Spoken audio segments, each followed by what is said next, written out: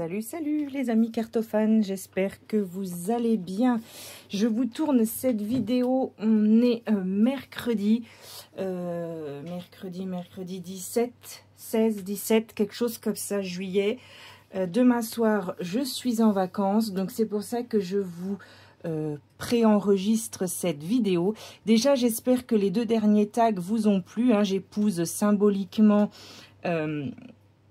20 tarots et 20 oracles. Donc, c'était un tag de Valérie Mariotte et de Saint-Cide. Là, j'ai en projet, mais quand je rentrerai de vacances, de faire le tag de Audrey Tarot de l'ombre sur les caractères de ces tarots. J'ai bien aimé. Je suis pas sûre de pouvoir mettre que des tarots. Je pense que je vais devoir faire un mixte avec des oracles, mais c'est le prochain tag auquel je répondrai. Et puis pour finir dans ce petit blabla, vous avez vu que j'ai publié une enquête, puisque je vais être amenée à faire une fois par mois des enquêtes. Et je me dis que si ça vous intéresse, je vous les partagerai sur ma chaîne.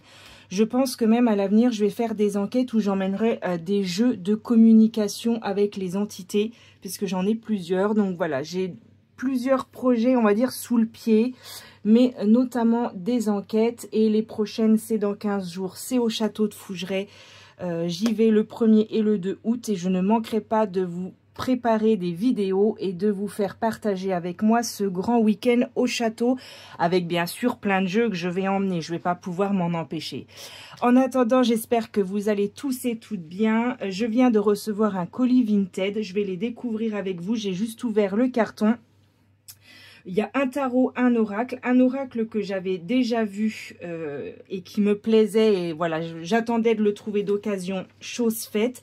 Et un tarot que je ne connaissais pas, que je vais découvrir avec vous parce que c'est sur la même boutique, enfin le même dressing de la dame.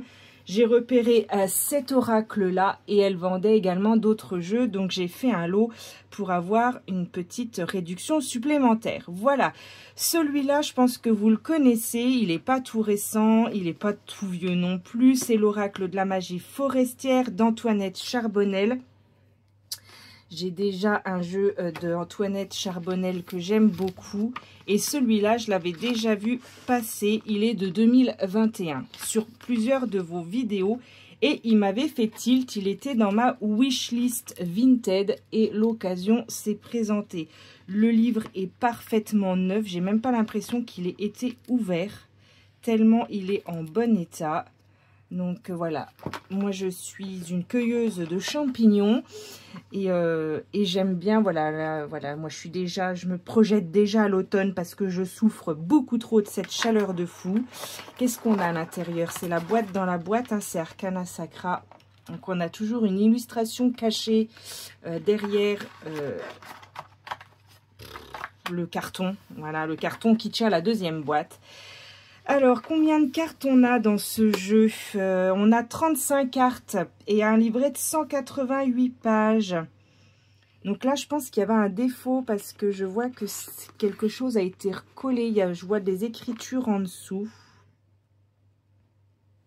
Oui, il y a une erreur parce qu'en dessous, il y a écrit « Ce coffret contient un oracle de 50 cartes ».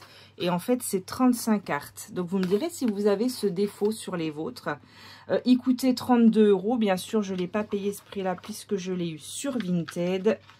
La boîte, toujours très bien décorée hein, chez Arcana Sacra.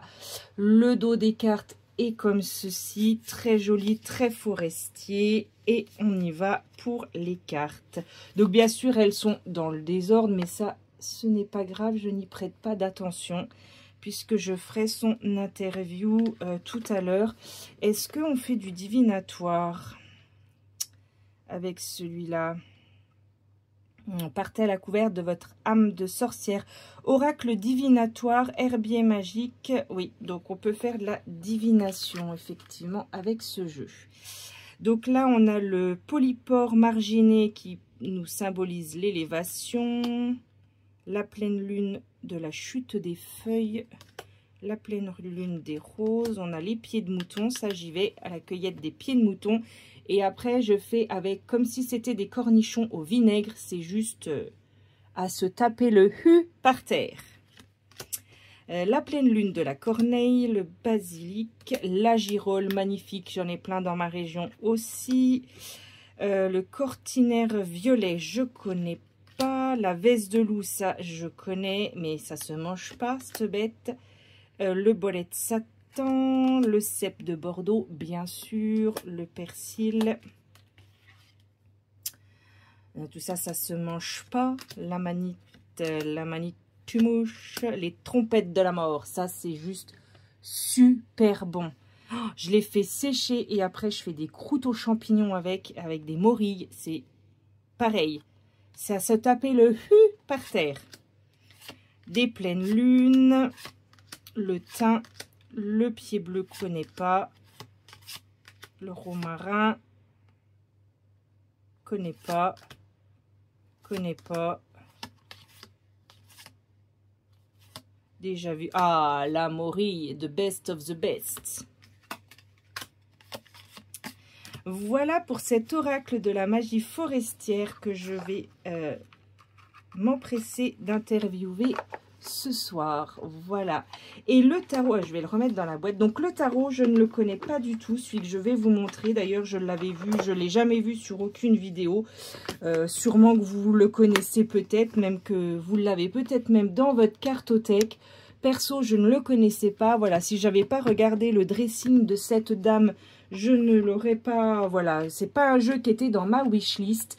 C'est le tarot surréaliste aux éditions intuitives. Donc, c'est inspiré par des peintres du mouvement de Luigi Di Giamarino. Merci, la dyslexie.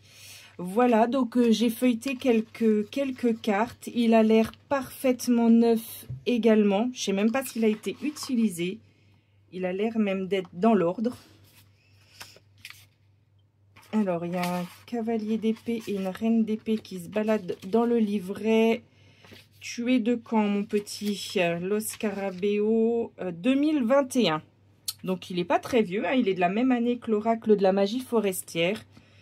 C'est en français, donc c'est sympa. Alors, là, il y a deux cartes. Je ne sais pas si c'est des cartes supplémentaires ou si elles se sont baladées. Donc, le dos, comme ceci, sympa. Hein, donc, le tarot surréaliste. Donc, je pense que, voilà, ça va être sympa. Donc là, on a le fou. Je les mets là, les deux là, parce que je verrai si elles appartiennent au jeu ou si c'est des cartes supplémentaires. Donc là, on reconnaît bien celui qui fait les gros tournesols, là.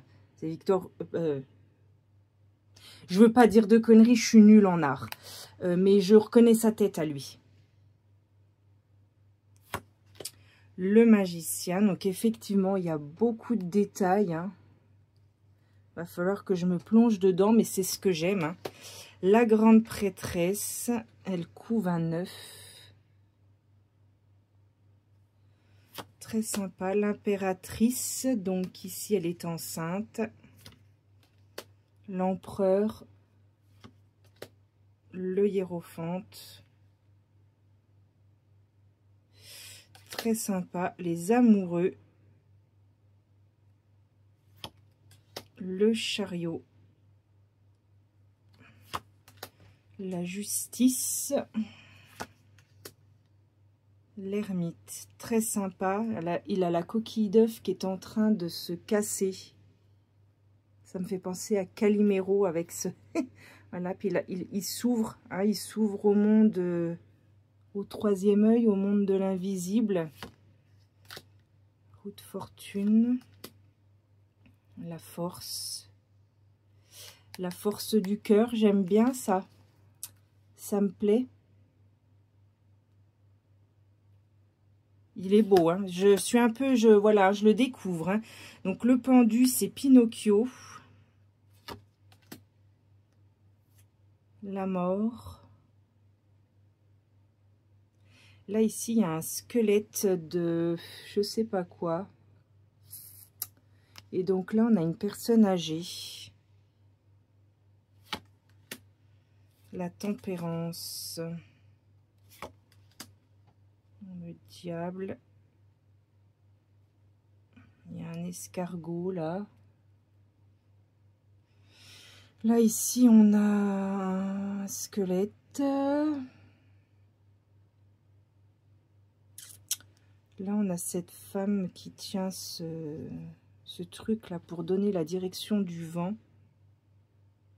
Qui, du coup, fait une corne au diable, puisqu'on en a une deuxième là. Il va être passionnant à découvrir, je pense. La tour.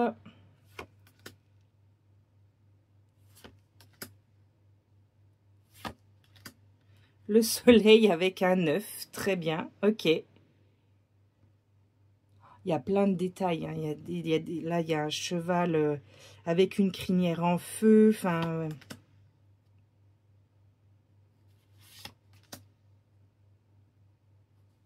Je sais pas si vous voyez bien, mais bon, je vais passer un peu plus vite parce que si vous ne le connaissez pas et que vous voulez vous le procurer, moi en général je regarde aussi le 3 d'épée, hein, puisque c'est une carte qui est très symbolique pour moi. Bon là le 9 de coupe je le comprends pas forcément, mais ok. Le 10 de coupe, très particulier, hein, c'est vraiment des illustrations... C'est surréaliste, hein, c'est le cas de le dire, hein, c'est son nom, le tarot surréaliste.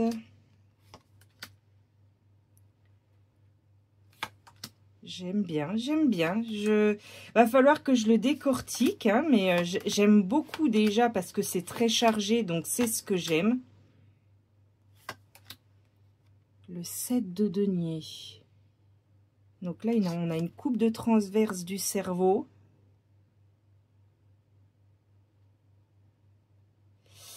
C'est fou parce que si on regarderait que ça, moi ça me fait penser au mental, je serais plus dans les épées, vous voyez. Mais bon, je verrai. Faut que bon, il n'y a pas grand chose à lire, mais je pense quand même qu'il y a 2-3 choses pour comprendre. Mais j'aime beaucoup. N'hésitez pas à me dire en commentaire si vous le connaissez. Donc là, l'as de bâton, ok, d'accord. Donc là, c'était pour les épées. Le 5 de bâton. Ah, on a tout un enracinage. Il y a vraiment beaucoup de choses à aller chercher dans les cartes. Hein.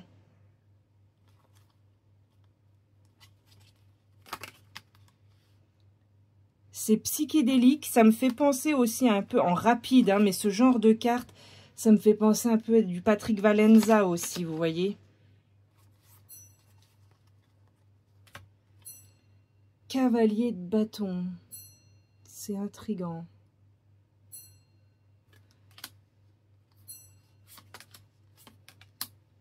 L'as d'épée.